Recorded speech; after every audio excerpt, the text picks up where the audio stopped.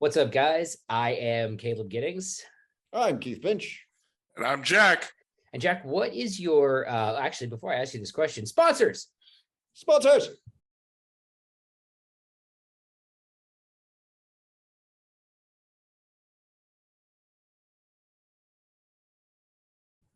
All right, so now, Jack, what is your favorite? So all of us are kind of around the same age, which means malls were a very central part of our adolescence, like going to the mall with your friends, battling extra dimensional demons in the mall with your friends, the usual Arcades. Arcades. I did a lot of arcades as a kid. And you went to the mall for the arcade. Did you? I took a roll of quarters with me just so I could beat Area 51, and it was great game. That we had the full VR battle domes at one of my malls, but they were very expensive, and I only got to do them a couple of times. My favorite was always the Jurassic Park game. With the car that you sit in. Game. You're side by side with your buddy, and you're just hammering down the dinos. I Top Gun. In F-14 where you sit in the chair and it jerks you around. Bro, that game was there's nothing fire. Better than just slamming the throttle and be in my head I could just hear Kenny just that game. That was a great game. Also, my all-time favorite arcade game was Time Crisis with the pedal and the gun. Yeah. Where you had to press the pedal to come out from behind cover, and then you release the pedal to go back in behind cover. Turns out I was shooting IDPA before I knew it. So great sidebar into arcades. Great. Speaking of shooting people in the mall. Right. That's what we're talking about today. We were going to review our favorite mall food court restaurants, but talking about arcades was a a little more. Yeah, actually, Time Crisis jumps way better into excellent transition. I was going to make a bunch of jokes about PF Chang's and Navarro, but this is way better. Time Crisis was such a good game. So was Time Crisis 2. Man, Time Crisis 4, the mall food court edition. Dude, we looking hot as hell. That was going to be a 15 second game. 15-second game and it's done. So we are going to talk about this. So everybody by now knows about Eli Dickens, who, Jack, go. I think before we go into this, we should caveat something. We are just now hitting 72 hours. Yeah. The soft 72-hour rule for talking about an active shooter, we're going to disregard that. We're going to use the facts as we know them. But I think the key phrase for this show is as we know them. So fact that we know here's some things that we actually know for a fact because they've been reported by the police and we've got the actual documentation of it. Some dickhead went into the Greenwood Mall with the intention of shooting it up, got lit up by Eli Dickens, who went 8 for 10 in the span of about 15 seconds. We know emerging bathroom to dickhead dead on the ground. Yeah, that's 15 seconds. That's the thing that gets me about this. Everybody so the Dickens drill has come out and everybody's 15 seconds, 40 yards, 10 shots, must get 8 hits to pass. One, if your gun can't do the 10 rounds, you fail. That's a fail. No, I did it with a 6-shooter, 11-44, 10 for 10. Right. But here's the thing.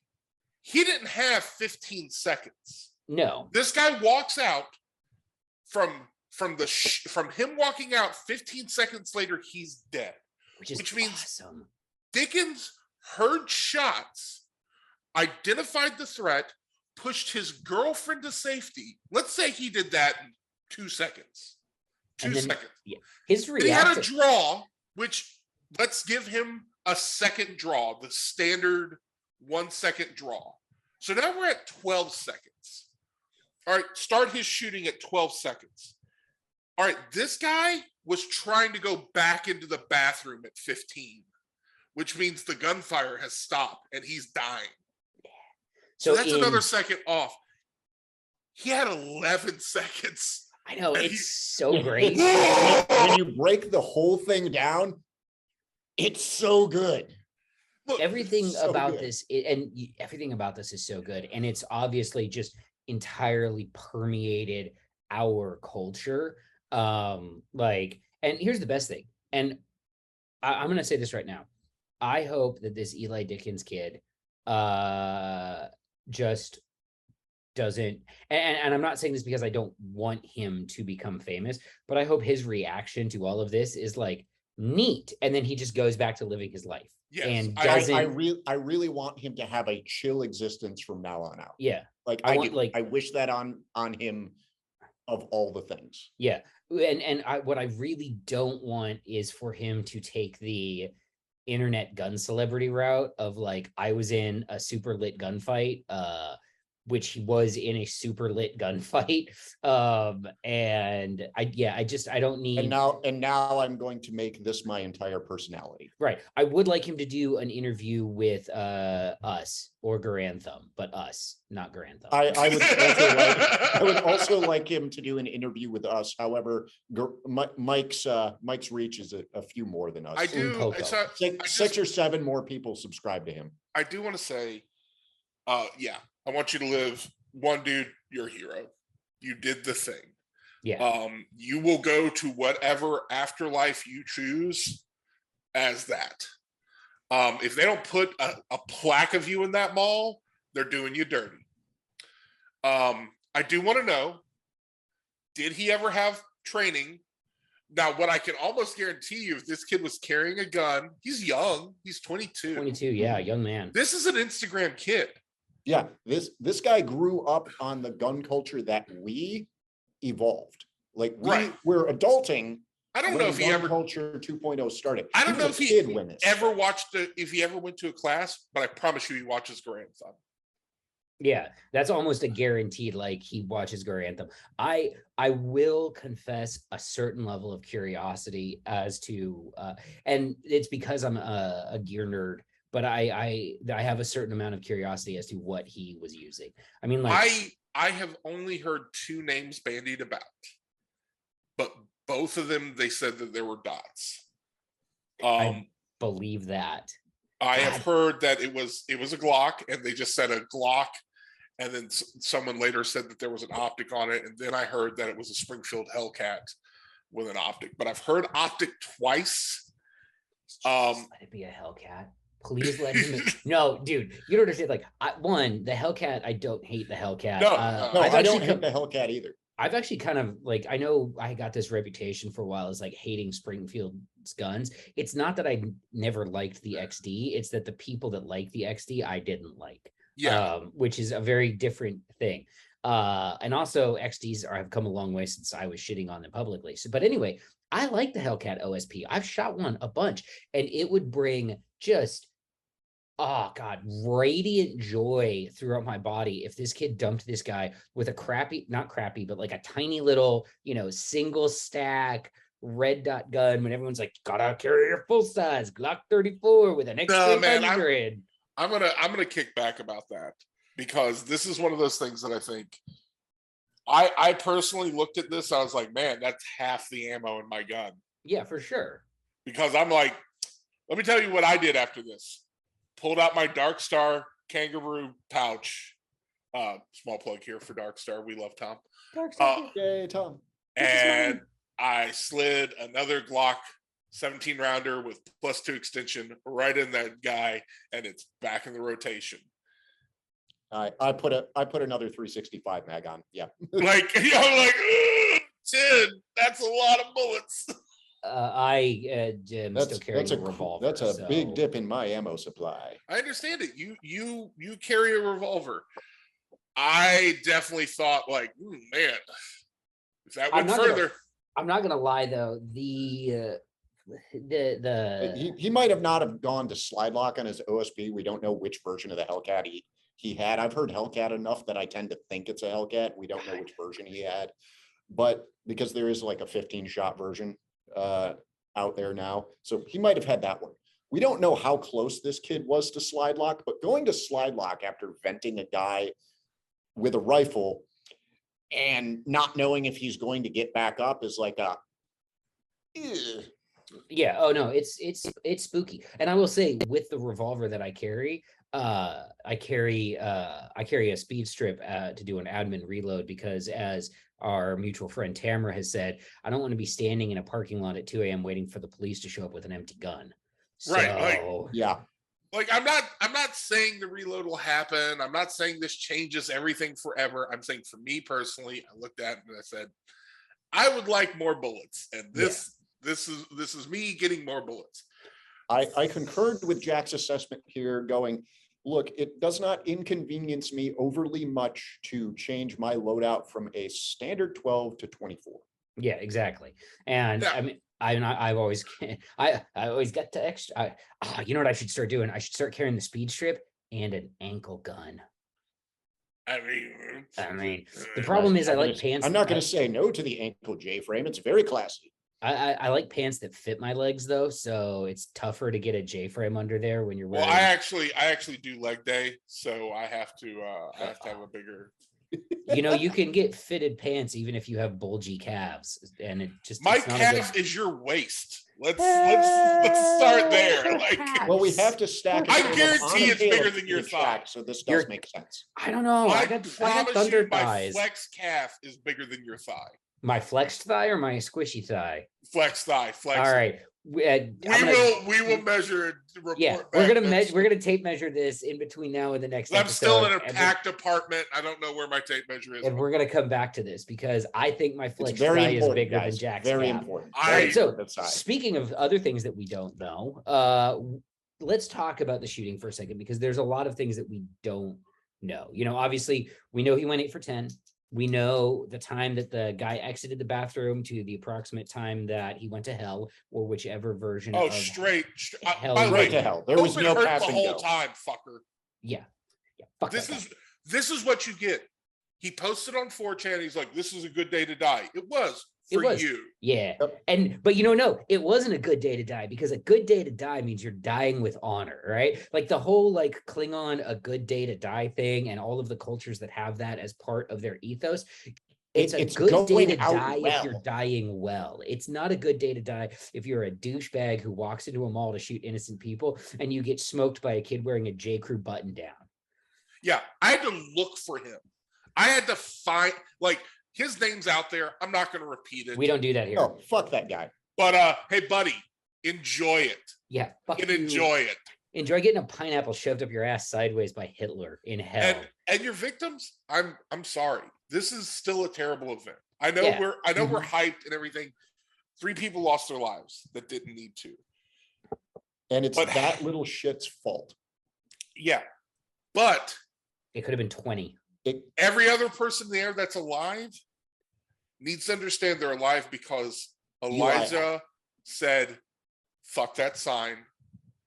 Me and you, baby." And she also, I don't know her name yet. I think it's out there. I don't want to say it if it's not yet. The girlfriend? Yeah, the girlfriend who started applying tourniquets and helping people because she's been doing nursing school. You too are a hero. Yeah, this whole, both of them did the absolute right thing for the absolutely horrific circumstance they got placed in suddenly. Yeah. He ventilated the fucker. She started immediately applying aid. That's what you do when your world gets rocked. You start helping. Talk about the kids are all right. Oh, right. Did you guys hear that the Uvalde PD is suing him for not waiting 2 hours to engage the shooter? Yes. Hey-o! Okay, he's got jokes. Speaking of Uvalde PD jokes, I read the Texas House's report on the whole incident, right? I couldn't make myself. Oh my God, the part bad. and this is I want us to hit on this for a second. The part where they talk about the shooter and the life that he led leading up to the shooting. It's like he specific and I'm gonna this is relevant for a reason. He specifically said that he wanted to be famous. Like he wanted to use a school shooting as a lever to get famous, right? This was in his texts and his Discord threads and things like that. Oh, by the way, if you're on Discord and you think that the FBI can't get a hold of that, no, they can. They get whatever they want. Anyway, instantly too. Discord's going to be like, here, before you take it. Yeah. So the reason why this is relevant, though, is because if more of these attempted mass shootings ended with the fucking mass shooter's body bleeding out in a bathroom because he got ventilated by an armed citizen, a cop, a security guard, he got beat to death with fire extinguishers or whatever, that will actually cut these down, because then it's not a lever to get famous, because of this, and because we have a hero who lived, even in the mainstream media, nobody's talking about the fucking shooter. He's out of the news. We're talking about this kid who zapped him because that kid's a fucking hero. And we actually, generally speaking, we prefer heroes to villains in this country. So the moral of the story is we need to kill more active shooters faster. That's pretty much it. You want to cut down on active shootings? Shoot them in their fucking faces. I feel very strongly. You make them Also, stop. man, look at that kid, that shit bag, that terrible human being in his chest rig, and all I can think is like, man, you really failed on the purchase armor part of the quest, didn't you? Up. Do you guys remember? I remember that. Do you remember that fucking dill hole who tried to shoot up? I want to say it was a federal courthouse in Texas. Yeah, and he got shot by. It was a government building somewhere in Texas, and that guy, his fucking sling broke. Bad luck? Was it Bad Luck Brian? Was his? Yeah, Bad Luck Brian. Yeah. And the best part was the security guard that shot him seriously looked like the dad from Family Matters and whacked him with a fucking GP 100. I was like, this is the best thing. Well, he's like making his way across the street, like, here's my moment, and then like the door explodes in 357 rounds, and he's like, I regret this was every minute. And like the the camera guy is like, hold on, let me just get like, and he's like posed, you can just see the pure fear in his eyes. I'm like, I did not prepare for there this. has never been a greater look at I fucked up. The red stuff is coming out of me like, and the so camera fast. guy who was like down because the camera guy was apparently like, those sound like gunshots. What the fuck? Yeah. He leaned out and he's check like, this shit out. that dude's about to die. Click. You should have won a Pulitzer for that, or Pulitzer, however the hell you say it. Because I love that photo, because the next thing that went through that guy's mind was a 3057 Magnum round. So it was fantastic. Oh God, I could talk about attempted active shooters getting fucking smoked all day long, because fuck all them people. And it is funny though, because Active shooters need to end badly more quickly. yeah, End of story. 100%. Fuck them all. And this is not like a. I really want to focus on. I don't know. This was just, and you know, there's probably things we don't know and blah blah blah. But I really just. I think that let's speculate here about the propensity for ignoring private policy gun-free zones now. Ooh, that is a fun one. So, as a former resident, not legal gun-free zones, guys. Right. I'm not going to advocate you catch a misdemeanor or felony, but private policy. Jack, put your hand up. All right, Private policy wise, like the mall is, like a lot of, because Michigan's the same way. Right. New York flipped it on them where they have to allow it. So fuck New York. Fuck New York. All right, so in Indiana, and I'll explain this real quick. So in Indiana, no guns allowed signs do not have the force of law, which means if you're caught carrying any place where that has a no gun sign, the property owner can only ask you to leave. If you refuse to leave, you can then be arrested for trespassing or, you know, nuisancing or whatever misdemeanor bullcrap charge they want to throw at you. So civil infraction to maybe light misdemeanor. That's what it is. You're annoying the property owner. That's right.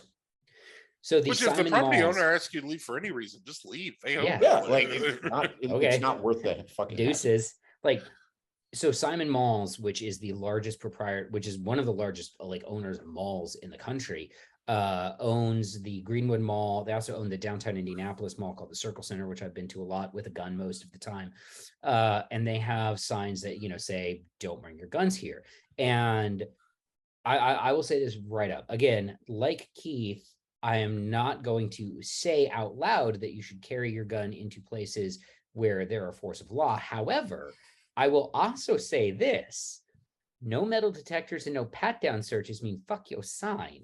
But and that's my policy, especially towards administrative ones, right? Like if I'm walking into a restaurant and they've got like one of those like Beretta with the circle and the slash through it, signs. I'm like, I don't give a fuck about your sign. Oddly specific for you, right? Right? I'm like, wait, dude, I saw one with a revolver on it once, and I was like, fuck, I can't actually go in here. Damn it, I gotta go get my APX. That's like putting putting a ward against me specifically on your building. Like if there's a rune designed to ward off Caleb's, it's a circle with a slash. This through it isn't and no guns. revolver. This is just Caleb Giddings. Just that guy in particular. We really don't want him here. He's a little short.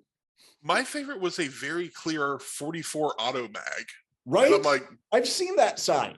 like, bro, like I don't know where they very were like, specifically "Yes, this will not Mac represent Bowen." the common firearm. There's one around here that has it's very clearly a Browning high power. And I've never seen a BHP on one of these before. Because it's usually always a Beretta or a Glock outline or a 1911. Yeah, I've seen or some curmudgeon of all of those. Yeah, put or together. just some sort of like it's like the gun emoji. Some weird from like your iPhone. I've never actually seen a gun, so I'm just gonna do the outline and it's fine. Yeah, exactly. So the gun outline is. I is guarantee common. you, we have shifted the propensity because we all knew it was happening before. We've done it. I do it. If it doesn't hold the force of law, fuck No it. one has ever stopped me at B-dubs. No, like, nobody. yeah. There is one You're out. location in Detroit, marked or otherwise. There's one location that doesn't want pistols there that I haven't carried, and that's Ford Field because metal detectors and cops. Right. Metal detectors and pat down searches. And we're not going to do an episode on how to defeat metal detectors and pat down searches, Jack. So we're that's if people want to slide into Jack's DMs about that or my DMs about that, you can make whatever life choices you want. But defeat. There is no pat down in the world that is not a strip search that you cannot defeat. Mm-hmm. And I professionally gave pat downs on very serious people for a while in my life. I'm not going to, I will publicly not get into it, but I will state I'm not even impressed by metal detectors anymore. At this point, there is one privately owned organization in the world that I think is doing it at a level that makes me feel like there are no other guns in that place that are not theirs. And that's Disney. Disney is real good. Disney is so good that their actual method of detecting firearms is being covered up by Disney. Yeah. Disney will tell you they found your gun with a method they did not use. They use something else. Now, I know what the method is that they're using. I'm not going to say it here because I was let in by some very, very nice people in the industry for this. It will become a standard for hardening targets that are large focus. So you're going to see this become a standard at sports arenas, music venues. They are already in Vegas. I have seen them hit people in Vegas. This doesn't mean you can't carry a gun at SHOT. Like you're not going to see guns at SHOT Show. You will. They have a greater scope of understanding, but you're not going to see them at restaurants. You're not going to see them at malls. Also, how are malls still holding on? Good for you, malls. Right? Well done. You guys made it through the pandemic. Yeah, like when somebody's like, they were at a mall, I'm like, people still go to malls? Right? You drive. There are a select few that are still thriving, but most of them you drive by and you're like, yep, that building certainly do be condemned. Malls, if you want me to come back to you, I'm not going to ask for more security. I'm not going to ask that, you clean the place up a bit. I am going to ask that you remove the doors and allow me to drive through it at a reasonable speed. I'm also going to ask for a time crisis to come back. I want time crisis. So back real quick before we wrap this episode up, let's see, how can we summarize this episode? Carry your fucking guns, people. If the sign, and this is a no joke. This is if the sign does not have the force of law, and it's up to you to understand where the signs do have force of law, carry your gun. If the property owner asks you to leave, don't be a dick, just leave. That's it. There you go. carry your guns. If people ask you to leave, don't be a dick. Shoot active shooters in the fucking face. Anybody want to add anything to that? I'm gonna add to just a couple of things. The first thing I'm going to say is consider medical gear and medical training. Lives were saved by the heroic actions of the people who provided aid to those who were shot. There is no medicine in a gunfight, but post the gunfight, there's going to be a lot of medicine. And I want to cover one thing that I saw a lot, which was I saw a lot of people saying you can't teach courage. In response to this, I do want to say that's false. You 100% can teach courage. And I'm going to say one name here, Aaron Salter. Aaron Salter's dead, but it is better to be a dead hero than a live coward. Yeah. You absolutely can teach courage. And that we could do a whole episode on. It's an attitude. Courage is a cultural attitude. Yes. If you believe in it, you will be courageous. It's not the absence of fear. It's the belief that this is the right thing. It pushes you past it. And this is right. I don't think this is any of us saying that like we're heroic. No, in no way, shape, or form. But what we are saying is that if you are put in this position, heroism, even if it leads to your death, is better than being a live coward. Absolutely. Yeah, I will be the last person to say I'm brave. I turn a light on when I go to the bathroom at night because I'm afraid of the Candyman in the mirror. Too real. Nobody likes that. Nobody likes that. All right, guys. But that is it for this episode. I'm going to say one last thing. Every state is constitutional carry if your concealment is good enough.